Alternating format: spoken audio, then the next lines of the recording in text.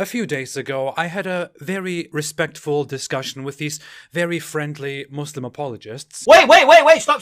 Can you I'm answer talking the for the bloody Bible! Leave the Bible alone, you don't believe in Hamza, it! in which I made the outrageous claim that Islam treats the Kaaba as this center of worship for the Almighty Allah and for Abrahamic religion, but in reality, the Kaaba is entirely disconnected from Abrahamic religion, from history, and that it is merely an Islamic adoption from pagan times. To build my argument, I used the premise that the Quran says that the Kaaba was the first house built for Allah, and that Allah tasked Abraham with proclaiming this message of the Kaaba and of pilgrimage to the Kaaba to humanity. The point here is that if that was indeed true, if Allah in the past, in Abraham's time, did indeed give Abraham this big task, then this would of course mean that we would find the Kaaba somewhere in Abrahamic religion. This would mean we could verify historically that the Kaaba was indeed a place of pilgrimage and worship from around the world. When I made the point that according to the Quran, Abraham was supposed to deliver this message to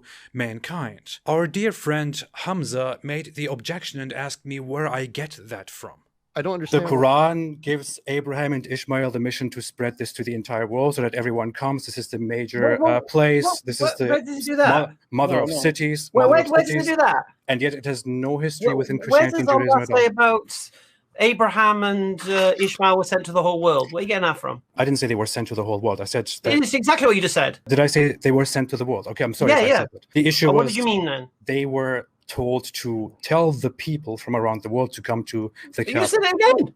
You just did it again. Isn't that Tell what the the Quran people says? from around the world. Sorry, How is Ishmael and I? No, 1 second. If I need to make a correction I'm going here. to tell the people around the world. I found it very strange that Hamza actually made this objection and tried to argue that this is something that I just came up with. This is general knowledge. Let me show you exactly where I got this outrageous claim from. I take this, as I said, from the Quran itself. Apparently, I'm more informed about the Quran. In Quran chapter 22, verse 26, it says, "And mention, when we designated for Abraham the site of the house, saying, do not associate anything with me, and purify my house for those who perform tawaf, circumambulation, and those who stand in prayer, and those who bow and prostrate." And in 27, it then says, "And proclaim to humanity the pilgrimage, the Hajj," or proclaim to the people, or proclaim to mankind. The word here is nas, translated as mankind, used throughout the Quran again and again for the same purpose. "And proclaim to mankind the pilgrimage.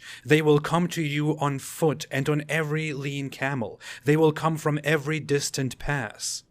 It even absurdly goes on and says that they may witness benefit for themselves and mention the name of Allah on known days over what He has provided for them of animals. So eat of them and feed the miserable and poor. Then let them end their untidiness and fulfill their vows and perform circumambulation around the ancient house. So according to the Quranic narrative, this was started by Abraham. Abraham proclaimed it to mankind, and people came from distant places, distant passes, and did those rituals which exist today within Islam. And yet, we don't see anything about the Kaaba in history. We don't have any reference to such a place in Abrahamic religion and tradition.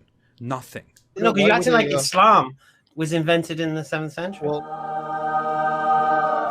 Yes, Hamza, I do act like Islam was invented in the 7th century. That's the entire point. That's why I'm making these arguments. Because as I view it, Muhammad was born into a pagan culture, a polytheistic Arab culture. Muhammad took monotheistic Abrahamic elements from Jews and Christians and took the one central center of worship which he knows, which is the Kaaba, and made a mixed religion called Islam out of that. And messed it up big time, as you can see. Even if we go into the tafsirs, the interpretations of the Quran, very well-known ones, such as the tafsir of Ibn Kathir, which is the most renowned exegesis of the Quran in the world. It says further about this Quran verse, "And proclaim to mankind the Hajj," meaning announce the pilgrimage to mankind and call them to perform pilgrimage to this house, which we have commanded you to build. And here, the interpreters of the Quran add a story which is widely referenced and which is still distributed today, to this day. because it is based on several very reliable narrators. It was said that Ibrahim said, "O Lord, how can I convey this to the people when my voice will not reach them?" It was said, "Call them and we will convey it." So Ibrahim stood up and said, "O mankind, your Lord has established a house, so come on pilgrimage to it." It is said that the mountains lowered themselves so that his voice would reach all the regions of the earth, and those who were still in their mother's wombs, in their father's loins, would hear the call. The response came from everyone in the cities, deserts, and countryside, and those whom Allah has decreed will make the pilgrimage until the day of resurrection. At your service, O Allah, at your service.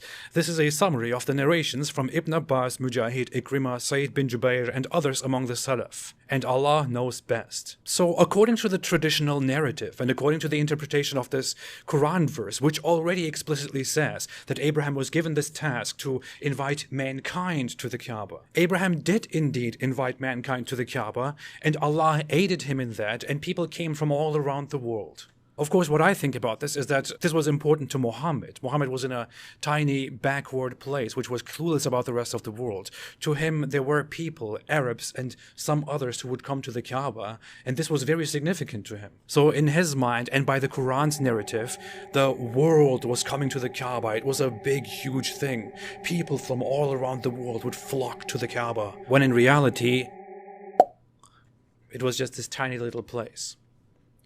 Dear Hamza, dear Muslim apologists, this is where I get my claim from. This is why I say, if that was true, we would find the Kaaba as a central element within biblical Abrahamic tradition. We would find the historicity of the Kaaba as a place of worship in the world, as a place of gathering, which is known everywhere. We would find Mecca as the mother of cities, as it is called in the Quran. But in reality, we don't even see any mention of anything close to Mecca until around the times of the emergence of Islam. And in reality, we don't see any mention of the Kaaba until Islam. This is supporting evidence that Islam is false, unless you can prove us wrong and find us some piece of evidence and some explanation as to how exactly the Kaaba was this universal place of worship and this central place, the central house of Allah. But somehow it got lost from the memory of mankind and from the memories of all the Jews and Christians. Islam is nonsense,